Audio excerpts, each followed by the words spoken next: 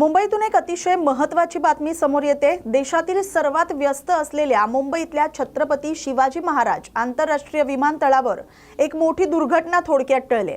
धावपट्टीवर हालचाल करत असताना एअर इंडिया आणि इंडिगो या दोन कंपन्यांच्या विमानांचे पंख एकमेकांना जोरात धडकले। या घटनेमुळे विमानतळ परिसरात एकच खळबळ उडाली।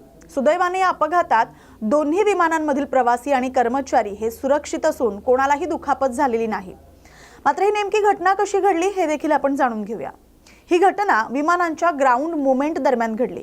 एअर इंडियाचे विमान हे मुंबईहून कोइंबतूरला जाण्यासाठी पुशबॅक घेत होतं आणि त्याच वेळी हैदराबादवरून आलेलं इंडिगोचं विमान लँडिंग नंतर पार्किंगच्या दिशेने टॅक्सी अर्थात हळूवार सरकत होतं आणि याच गडबडीत दोन्ही विमानांचे विंग टिप्स एकमेकांना धडकले। अपघाताच्या वेळी दोन्ही विमानांमध्ये प्रवासी पूर्ण क्षमतेने भरलेले होते। विमानांना धक्का बसताच प्रवाशांमध्ये काही काळ भीतीचं वातावरण पसरलं होतं। मात्र एअरपोर्ट प्रशासनानं आणि क्रू मेंबर्सनी तात्काळ परिस्थिती नियंत्रणात आणली। दोन्ही विमानांना तातडीनं थांबवून सर्व प्रवाशांना सुखरूप खाली उतरवण्यात आलं। या विमानांना तांत्रिक तपासणीसाठी सध्या ग्राउंडेड करण्यात आलेलं आहे। प्रवाशांसाठी पर्यायी विमानांची व्यवस्था करण्यात आली आहे। विमान कंपन्यांनी अधिकृत भूमिका देखील स्पष्ट केली आहे। एअर इंडियाने काय म्हटलंय?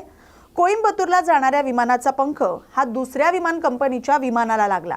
विमानाचं नुकसान झालंय आणि प्रवाशांच्या सुरक्षेसाठी विमान तपासण्यासाठी पाठवण्यात आलंय। प्रवाशांची गैरसोय होऊ नये म्हणून पर्यायी सोय केली जाते। तर इंडिगोने काय म्हटलेलं आहे? हैदराबादहून मुंबईला आलेल्या विमानाच्या पंखाचा टोक हा टॅक्सी करताना दुसऱ्या विमानाला लागला। सर्व प्रवासी सुरक्षित आहेत। प्रोटोकॉलनुसार सर्व संबंधित यंत्रणांना या घटनेची माहिती देण्यात आली असून अंतर्गत चौकशी सुरू आहे। मुंबई विमानतळासारख्या हायटेक एअरपोर्टवर एटीसी निर्देशात चूक झाली की ग्राउंड हँडलिंगमध्ये हलगर्जीपणा झाला असा प्रश्न आता उपस्थित केला जातोय। डीजीसीए या संपूर्ण प्रकरणाची चौकशी करतोय। दोषींवर कारवाई होण्याची शक्यता आहे।